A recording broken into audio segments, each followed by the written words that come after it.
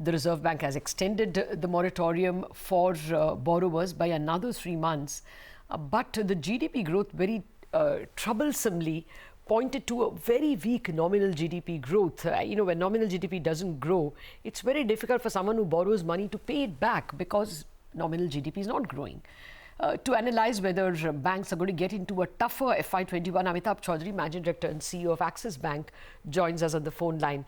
Good morning, Mr. Chaudhry. Always a pleasure having you with us. I just wanted to ask you that, first of all, what is the extent of people who have availed of the next moratorium at your end?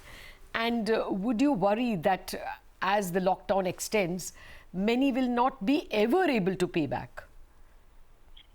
So good morning, everyone. Thanks a lot for getting me on this call. Latha, you are absolutely right. While it is too early to comment on how many people are going for the second moratorium, because as required by RBI, we have to get the policy approved by the board and set up the systems, etc. So we're still going through that process. It will start this week.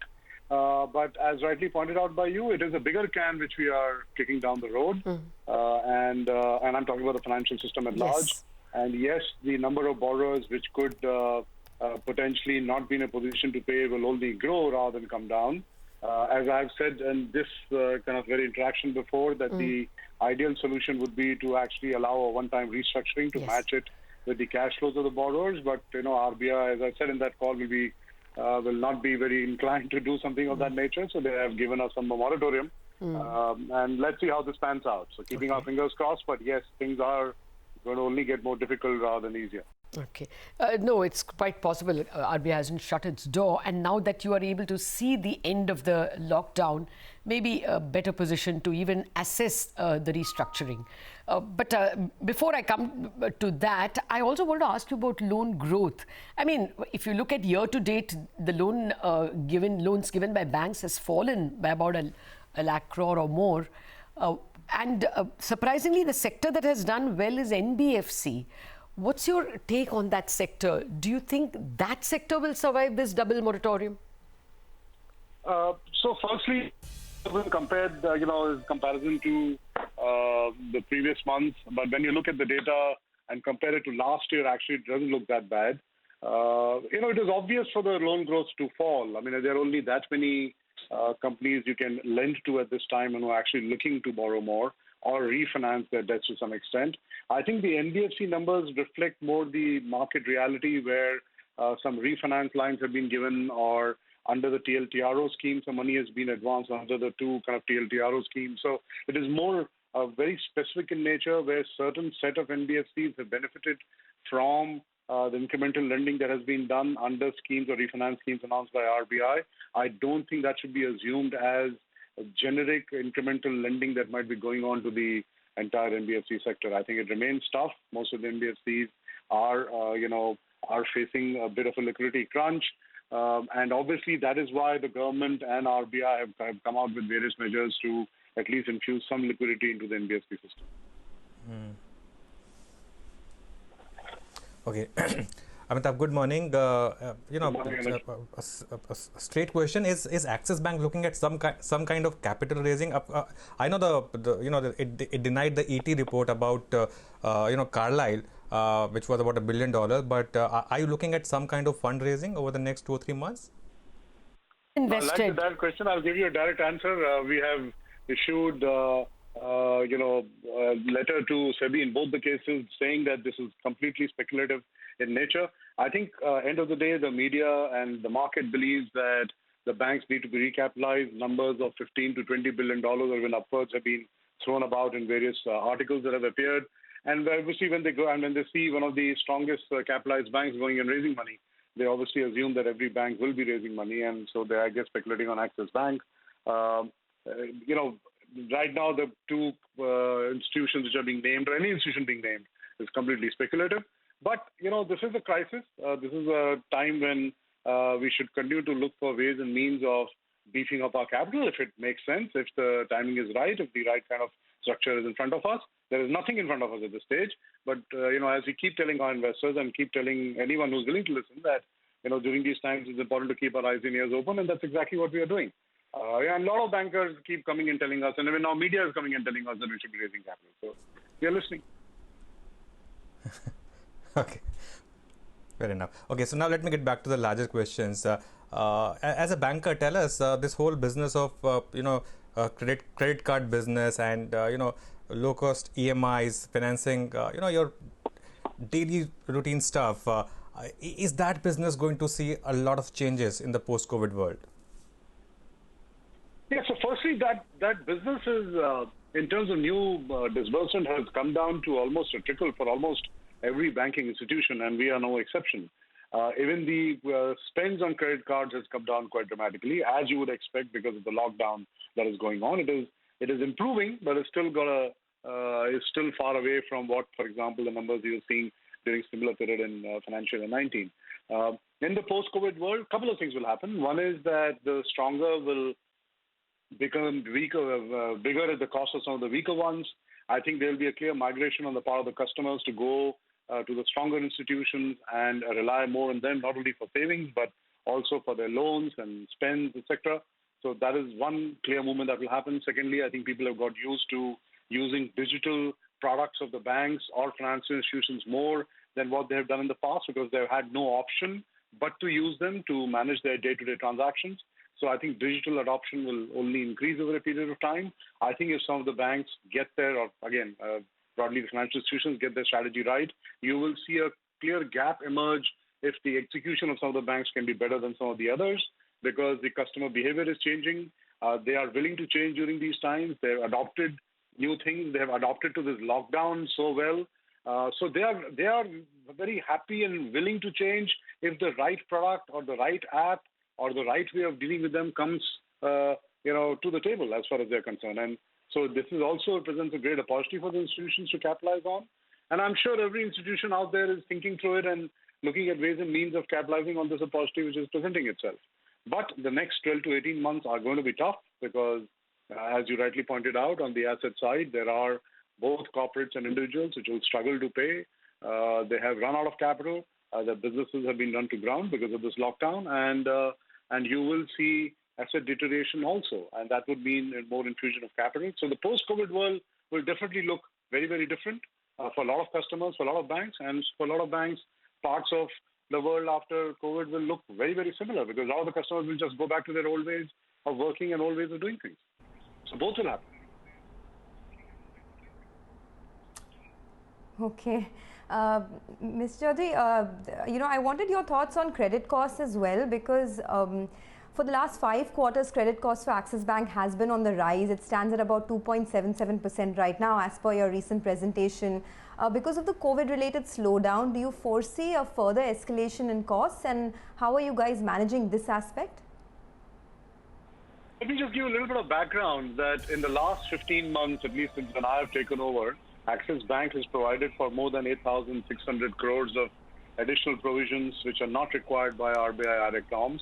So we have created this cushion over and above what the requirement was, and obviously that is reflected in our credit costs. So it tends to look inflated because we have moved the needle as far as being conservative is concerned, and that's why our provision coverage ratio has moved substantially in the last 15 months.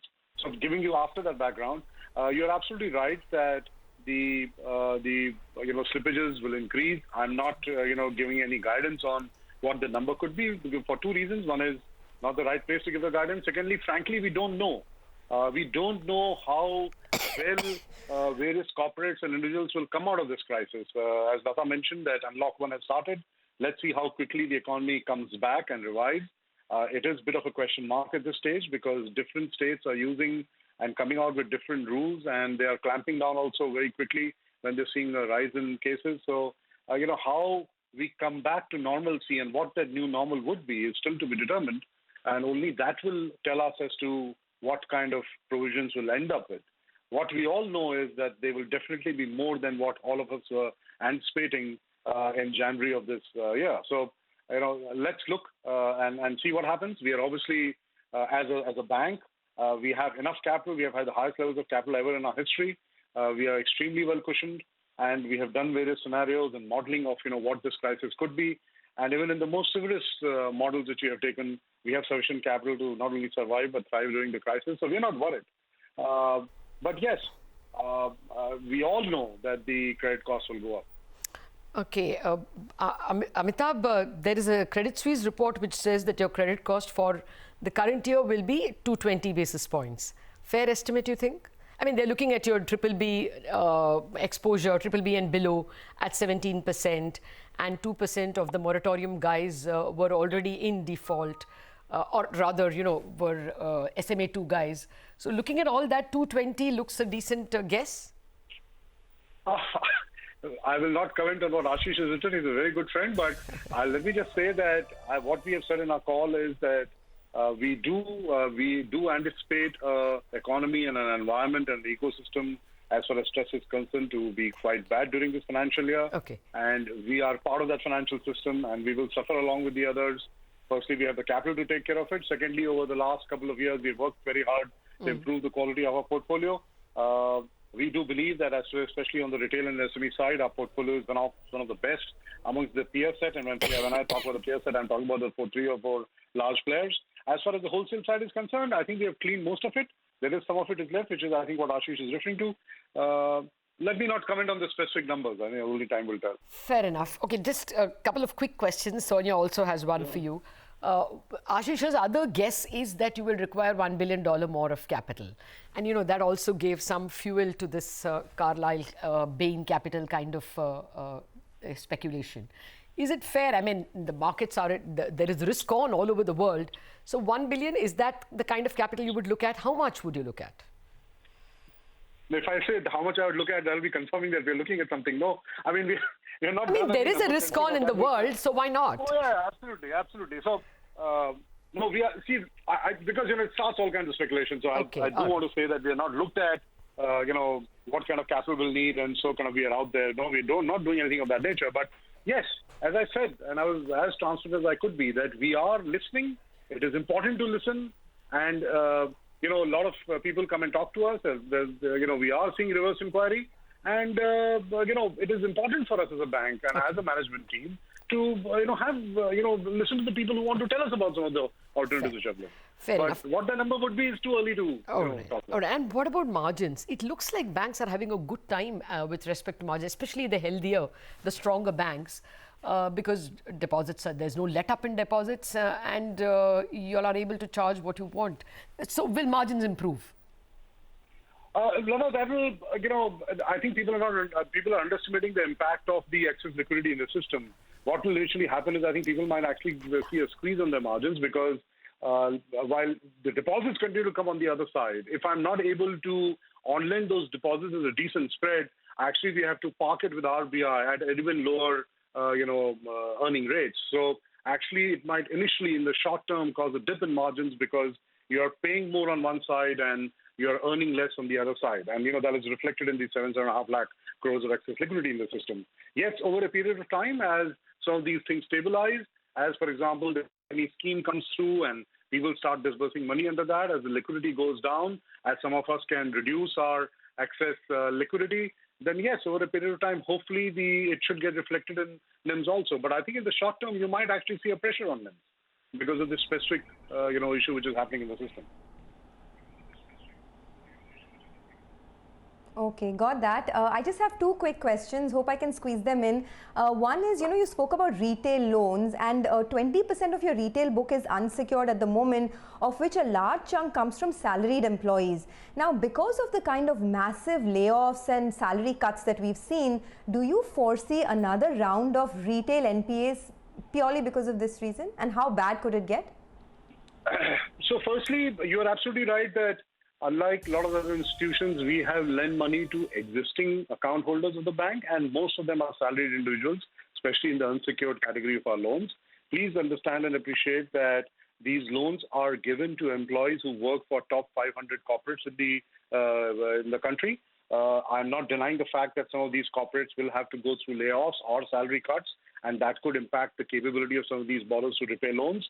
But also, please appreciate that the government, both center and the state, has been quite tough about laying off people during this crisis. So I don't know how it will pan out in the future, but at least for the organized sector, the layoffs have been minimal. It is more about some salary cuts which have been pushed through in the system.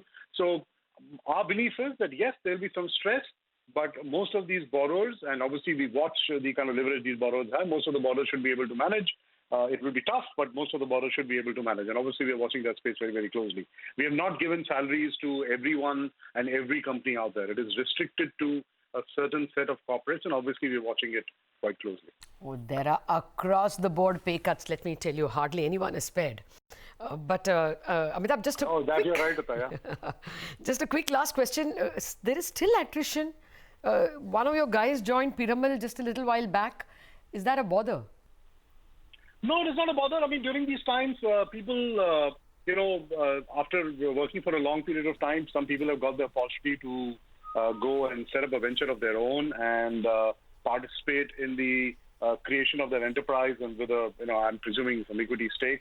So they see that can, during these times, when times are tough, if they can set up a company which can grow with the times, they can make more money, and obviously they will be part of the creation. So we wish them best. Okay. I'm sure they'll continue to work with us. They did a great job for Axis, and we wish them well.